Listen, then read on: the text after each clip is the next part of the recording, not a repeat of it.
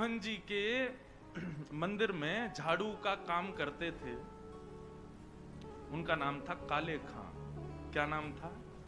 काले खां। काले खां बड़े प्रसिद्ध हैं, मैंने उनका चरित्र पढ़ा भी है, श्री काले खां जी का। काले खां जी के नाम से आज भी मदन मोहन जी की आरती होती है, तो ऐसा होता ही नहीं कि काले खां को प्रणाम नहीं करते। देखो कितनी बड़ी बात, हमारे हिंदुओं के इष्ट ठाकुर जी हैं और उनकी आरती होती है, तो आरती में एक विजातीय व्यक्ति का स्मरण किया जाता है, तब आरती संपन्न होती है। श्री मदन मोहन लाल जी तो काले खां जो थे वो झाड़ू का काम करते थे मंदिर में। अपना घर चलाने के लिए उन्होंने ये कार्य स्वीकार किया। परंतु देखो यहां बहुत सारी बातें इसी कथा में सिद्ध हो जाएंगी। ठाकुर जी के प्रति प्रेम होने के लिए हमको हिंदू धर्म में होना, एक भक्त कुल में जन्म लेना, या हमारा एनवायरमेंट भक्ति युक्त होना जरूरी हो, ऐसा नहीं है। रैदास जी कहते हैं, सो ही सुहागन प्रिय जाहि रीझें। भक्ति वो ही कर सकता है जिससे ठाकुर जी रीझे हों। इसलिए अपने लिए ताली बजा लेना कि हम लोग कथा सुन रहे हैं, तो इसका मतलब ठाकुर जी हमसे रीझे। आप अपनी इच्छा से सुन ही नहीं सकते, मैं अपनी इच्छा से सुना ही नहीं सकता। यदि मैं बिहारी जी जा रहा हूं, मैं कथा में आ रहा हूं, मैं वृंदावन जा रहा हूं, तो इसका मतलब ये बात निश्चित है कि ठाकुर जी मुझसे प्रीति करते हैं, इसीलिए संभव है। वो नाराज हो जाएं तो हमारी मजाल क्या जो हम अपने बिस्तर से उठ के और कहीं नहा धो करके बिहारी जी भी चले जाएं? नहीं जा सकते। वो अपनी महफिल में हमको दाखिल कर लेते हैं, अपनी आंखों के आगे हमको खड़ा कर लेते हैं, इसका मतलब वो भी हमको देखना चाहते हैं। इसीलिए तो काले खां एक विजातीय व्यक्ति, हिंदू भी नहीं था, केवल अपने घर को चलाने के लिए झाड़ू का काम करता था मंदिर के पास।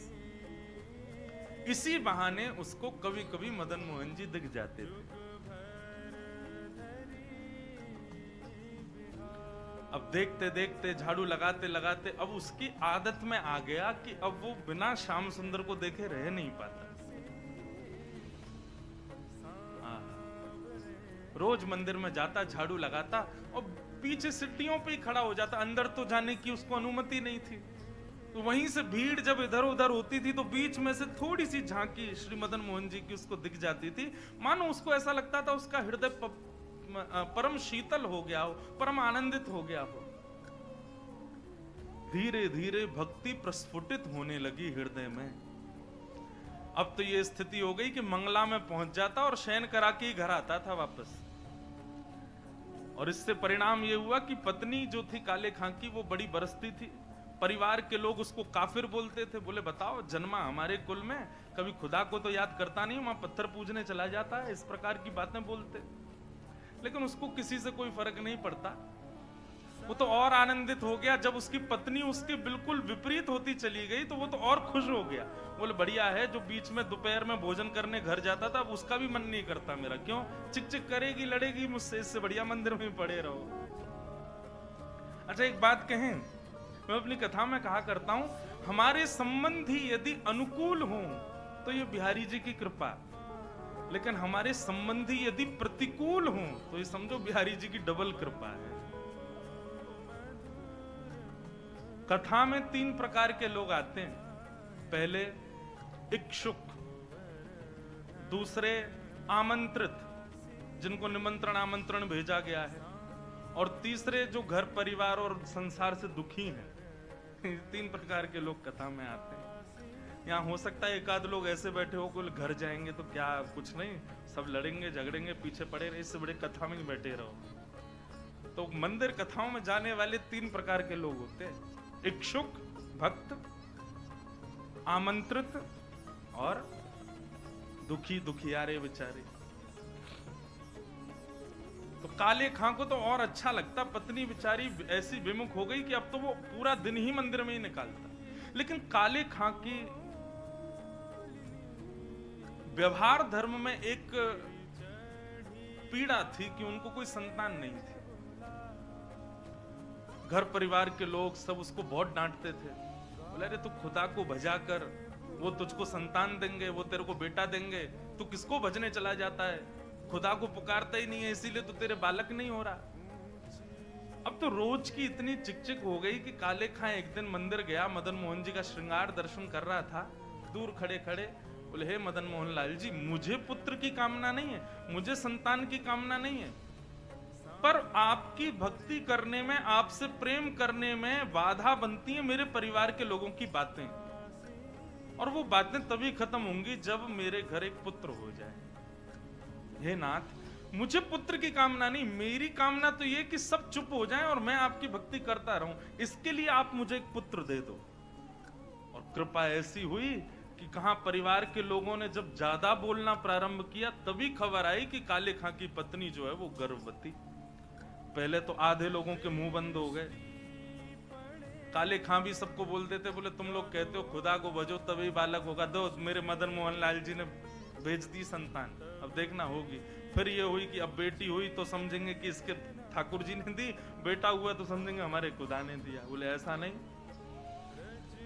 ये तो हमारे ठाकुर जी कृपा करेंगे, उन्हीं की कृपा से ही हो रहा है। और काले खां के यहां पर एक पुत्र ने जन्म लिया।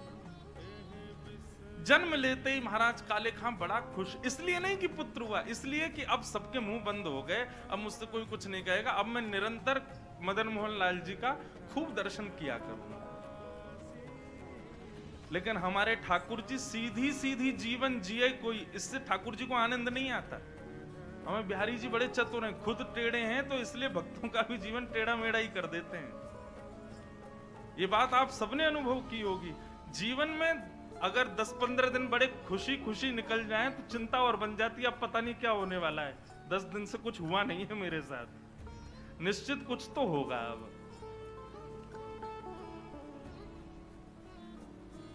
काले खां का पुत्र 8 वर्ष का हो गया, सब आनंदित था, काले खां बड़ा प्रसन्न।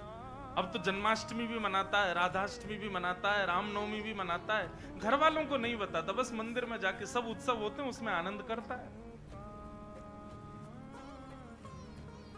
8 वर्ष का बालक काले खां का यमुना जी के तट पर, नदी के तट पर कहीं खेल रहा था अपने मित्रों के साथ, और एक सर्प ने उसको डस दिया। सर्प के डसते ही महाराज नीला पड़ गया उसका पुत्र, बेहोश होके गिर गया। बालक दौड़े दौड़े गए काले खां के घर, काले खां तो मंदिर में था, उसकी पत्नी को जाके बताया। पत्नी रोते रोते मंदिर पहुंची, जाकर के बोली जल्दी चलो, हमारे बेटे को सर्प ने डस दिया है, वो नदी के तट पर बेहोश पड़ा है, मैं जा रही हूं उसके पास, तुम जाओ किसी झाड़ फूंक वाले को लेके आओ, हमारा बेटा मर जाएगा। लेकिन काले खां व्यस्त था ठाकुर जी की श्रृंगार आरती में, श्रृंगार आरती हो रही थी। पत्नी इतना बोल करके लौटने लगी, लौट करके उसने पीछे देखा कि आए कि नहीं, तो देखा तो काले खां तो ठाकुर जी को ही देख रहा था। पत्नी जाकर के बरसने लगी, बोले तुमको अभी भी यही दिख रहे हैं? अरे हमारा बेटा मरने वाला है, देरी करोगे, कोई झाड़ फूंक वाला नहीं पहुंचा तो उसकी मृत्यु हो जाएगी। लेकिन काले खां तो अभी भी मदन मोहन जी को ही देख रहे थे। पत्नी ने कहा, यदि मेरे पुत्र को कुछ हो गया ना, तो फिर देखना मैं क्या करती, तुम्हें और तुम्हारे इस मदन मोहन को दोनों को देखूंगी मैं। ऐसा कहकर के पत्नी तो चली गई। काले खां वहीं खड़े रहे, नेत्रों से अविरल अश्रुधार बहाने लगे, इसलिए नहीं कि पुत्र को सर्प ने डसा, इसलिए हे मदन मोहन लाल, क्यों आप चैन से नहीं बैठने देते मुझको, क्यों आप चैन से मुझे दर्शन नहीं करने देते? ये सब मुझे पता है आपकी लीलाएं हैं, और ये सब क्यों करते हो ये भी मुझे पता है, मुझे परखने के लिए कि मैं अपनी स्थिति से च्युत तो नहीं हो रहा कहीं। लेकिन मेरा पुत्र दिया आपने था, तो बचाओगे भी आप ही। और पुनः कहूंगा, इसलिए नहीं कि मेरा पुत्र है, इसलिए कि मैं आपसे दूर ना हो जाऊं, बस मेरे पुत्र को बचाना। संध्या आरती के बाद जैसे ही कपाट बंद हुए, काले खां नदी के तट पर पहुंचा। भीड़ इकट्ठी थी। पत्नी को जैसी पता चला, काले खां बोले आगे ओझा को नहीं लाए, झाड़ फूंक वाले को, बोले वो तो मैं भूल गया। इतना कहना हुआ कि महाराज परिवार के लोगों ने काफिर काफिर कहकर के काले खां को सुनाना प्रारंभ कर दिया। दौड़ करके गए, ओझा को लेकर के आए।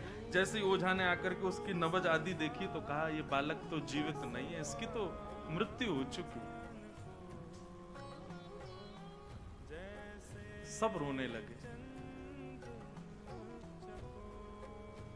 काले खां की पत्नी ने अपने पुत्र को गोद में उठाया और ले गई और मदन मोहन जी के द्वार पर जाकर के अपने पुत्र को रख दिया। बोले बहुत कहते थे मदन मोहन लाल जी ने दिया, मदन मोहन लाल जी ने दिया है, तो ये जीवित करके दिखाएं इसको अब। और यदि ये जीवित नहीं हुआ, खुद भी मर जाऊंगी, तुमको भी मार दूंगी और पूरे परिवार को नष्ट कर दूंगी इन्हीं की दहली पर। तब काले खां ने मदन मोहन लाल जी को निहारा और निहार करके कुछ शब्द काले खां ने लिखे। हैं तो थोड़े उर्दू के अल्फाज, लेकिन हैं बहुत सुंदर। इनमें से कई शब्दों के अर्थ तो मुझे भी नहीं पता, उर्दू में है। पर एक बात कहें, भक्त की जब चरमोत्कृष्ट भक्ति हो जाती है ना, तो उसकी भक्ति शब्दों के रूप में निकलने लगती है। जब भक्ति चरम स्थिति में पहुंचती है, कहां मीराबाई ने नहीं गाया, सूरदास ने नहीं गाया, तुलसीदास ने, सबने गाया। एक बात नोट कर लीजिएगा, जिसने पाया उसने गाया, और जिसने नहीं पाया वो गा नहीं पाया कभी। यदि बिहारी जी मिलेंगे ना, तो आप गाने का प्रयास नहीं करोगे, गाना अपने आप होगा, अपने आप प्रकट होंगे शब्द आपके मुख से।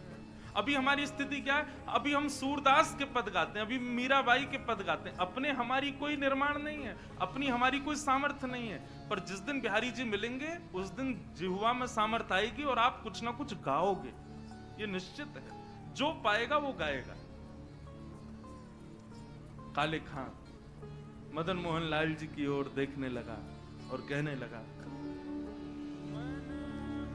मुसफक साफीक रफीक दिल दोस्त मेरे नजदीकी हकीकी ख्याल कीजिए। मेहरबान कदरदान आला तू जहान बीच, मुझसे गरीबों का गुनाह माफ कीजिए। काले बेकरार खड़ा तेरे दरबार पे, नंद के कुमार जरा गौर अब कीजिए। हिंदुओं के नाथ तो हमारा कुछ दावा नहीं, जगत के हो नाथ तो हमारी सुध लीजिए। हे मदन मोहन लाल, एक द्वार पर खड़ा है तुम्हारे, यदि तुम हिंदुओं के नाथ हो तो हम वापस चले जाएंगे, कोई कृपा मत करना। पर मैंने सुना है लोग आपको जगन्नाथ बुलाते हैं। जगत के हो नाथ, जगत के हो नाथ तो हमारी सुध लीजिए।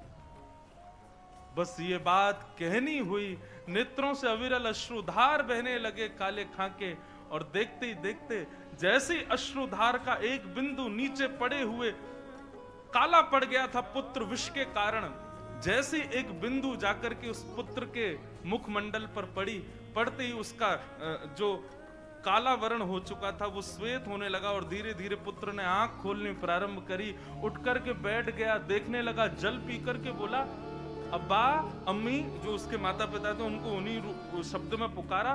बोले कि वो कहाँ गया? बोले कौन? अरे अभी जो यहाँ खड़ा था, मेरे समान छोटा सा बालक था, मेरे जैसा ही सांवला उसका वर्ण था, मोर मुकुट पहनी थी, बहुत सुंदर उसकी मुस्कान, उसके ऐसे सुंदर नेत्र थे, वो मेरा सखा है, वो मेरे गले में गलवैयां डाल करके खड़ा था, कहाँ गया वो?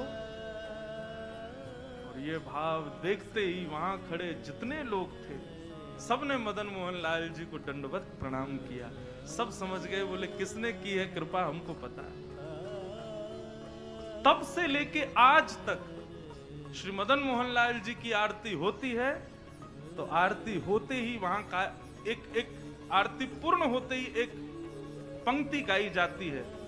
कारे के बेटा को जब कारे ने खाया, कारे के बेटा को जब काले ने खाया, कारे की कविता सुन बेटा जिवायो है।